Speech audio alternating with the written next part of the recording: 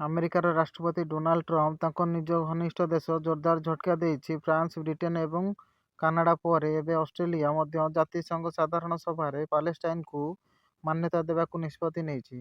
ଅଷ୍ଟ୍ରେଲିଆର ପ୍ରଧାନମନ୍ତ୍ରୀ Antony Albanese ସୋମବାର କହିଛନ୍ତି ଯେ ତାଙ୍କର ଦେଶ ପାଲେଷ୍ଟାଇନକୁ ଏକ ପୃଥକ ଦେଶ ଭାବେ ମାନ୍ୟତା ଦେବ। ପ୍ରଧାନମନ୍ତ୍ରୀ ଆଣ୍ଟୋନି ଆଲବାନିଜଙ୍କ ଏହି ମନ୍ତବ୍ୟ ତାଙ୍କ କ୍ୟାବିନେଟରେ ଏବଂ ଅଷ୍ଟ୍ରେଲିଆର ଅନେକ ଲୋକଙ୍କ ମନ୍ତବ୍ୟ ପାଲେଷ୍ଟାଇନକୁ ଏକ ପୃଥକ ଦେଶ ଭାବେ ମାନ୍ୟତା ଦେବାର ଆବେଦନ କରିଥିଲେ।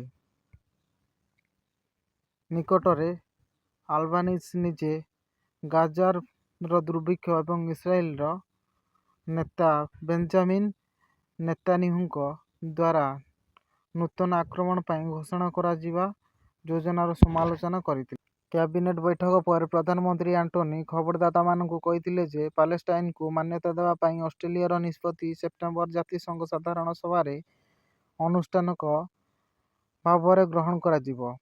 ସେ କହିଛନ୍ତି ଯେ ଏହି ନିଷ୍ପତ୍ତି ପାଲେଷ୍ଟାଇନ କର୍ତ୍ତୃପକ୍ଷଠାରୁ ଅଷ୍ଟ୍ରେଲିଆ ଦ୍ୱାରା ପ୍ରାପ୍ତ ପ୍ରତିଶ୍ରୁତି ଉପରେ ଆଧାରିତ।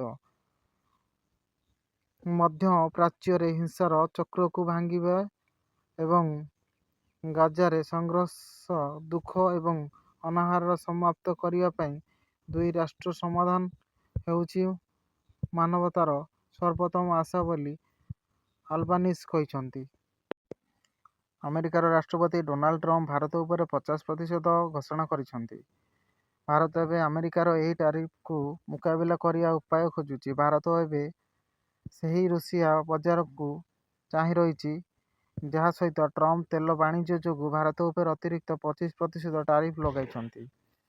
ଭାରତ ପୂର୍ବରୁ ଆମେରିକା ସହିତ ମାଛ ବ୍ୟବସାୟ କରୁଥିଲା। ଆମେରିକା ବଜାରରେ ଚିଙ୍ଗୁଡ଼ି ବିକ୍ରି ହେଉଥିଲା। କିନ୍ତୁ ଏବେ ଯେତେବେଳେ ଆମେରିକାର ଭାରତ ଉପରେ ଟାରିଫ ଲଗାଇଛି, ବ୍ୟବସାୟୀମାନେ ସତର୍କ ହୋଇଯାଇଛନ୍ତି। ଭାରତ ଆମେରିକାକୁ ମାଛ ଏବଂ ସାମୁଦ୍ରିକ ଖାଦ୍ୟ ଆମଦାନୀ କରୁଛି। ଦେଶରେ ମାଛ ରପ୍ତାନି ଉପରେ ଟାରିଫ ଗମ୍ଭୀର ପ୍ରଭାବ ବିଷୟରେ ଚିନ୍ତା ମଧ୍ୟରେ ସରକାର ସାମୁଦ୍ରିକ ଖାଦ୍ୟ ରପ୍ତାନିମାନଙ୍କୁ ଚିଙ୍ଗୁଡ଼ି ଏବଂ ଅନ୍ୟାନ୍ୟ ମାଛ କିସମ ବିକ୍ରୟ କରିବା ପାଇଁ ବିକଳ୍ପ ବଜାର ଖୋଜିବା ଆରମ୍ଭ କରିବାକୁ କହିଛନ୍ତି। କେନ୍ଦ୍ର ମତ୍ସ୍ୟ ଏବଂ ପଶୁପାଳନ ମନ୍ତ୍ରୀ ରାଜୀବ ରଞ୍ଜନ ସିଂହ ଏହି ବିଷୟରେ ସାମୁଦ୍ରିକ ଖାଦ୍ୟ ରପ୍ତାନିକାରୀଙ୍କ ସହିତ ଏକ ବୈଠକ କରିଛନ୍ତି। ସେ କହିଛନ୍ତି, ଆମେ ସେମାନଙ୍କୁ ରପ୍ତାନିକାରୀମାନଙ୍କୁ ବର୍ତ୍ତମାନ ଚ୍ୟାଲେଞ୍ଜକୁ ସାହସର ସହିତ ସାମ୍ନା କରିବାକୁ ପଡୁଛି। ବିକଳ୍ପ ବଜାର ଉପଲବ୍ଧ। ଯେଉଁଠାରେ ଇଚ୍ଛାଶକ୍ତି ଅଛି ସେଠାରେ ଏକ ଉପାୟ ଅଛି। ଭାରତ ଆମେରିକାକୁ ଫ୍ରୋଜେନ୍ ଚିଙ୍ଗୁଡ଼ି ଏବଂ ସାମୁଦ୍ରିକ ଖାଦ୍ୟ ଯୋଗାଣ କରେ।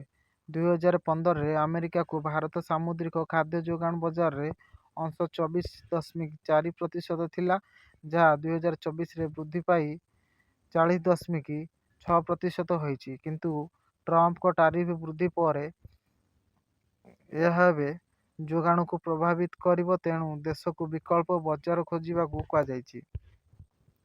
ଭାରତର ସାମୁଦ୍ରିକ ଖାଦ୍ୟ ଯୋଗାଣ ପାଇଁ କିଛି ବିକଳ୍ପ ବଜାର ୟୁକେ, ୟୁରୋପୀୟ ସଂଘ, ଓମାନ, ଦକ୍ଷିଣ କୋରିଆ, ରୁଷିଆ ଏବଂ ଚାଇନା ଅନ୍ତର୍ଭୁକ୍ତ। ଦକ୍ଷିଣ କୋରିଆର ସାମୁଦ୍ରିକ ଖାଦ୍ୟ ବହୁତ ବ୍ୟବହୃତ ହୁଏ, ଯାହା ଯୋଗୁଁ ଦକ୍ଷିଣ କୋରିଆକୁ ବିଶେଷ ଧ୍ୟାନ ଦିଆଯାଏ। ମନ୍ତ୍ରୀ କହିଛନ୍ତି, ନୂତନ ବଜାର ପାଇବା ପାଇଁ ବ୍ୟବସାୟୀମାନଙ୍କୁ ଅଧିକ ମୂଲ୍ୟ ବୃଦ୍ଧି ଏବଂ ଉତ୍ତମ ପ୍ୟାକେଜିଂ ଆବଶ୍ୟକତା ଉପରେ ଗୁରୁତ୍ୱ ଦେବାକୁ ପଡ଼ିବ।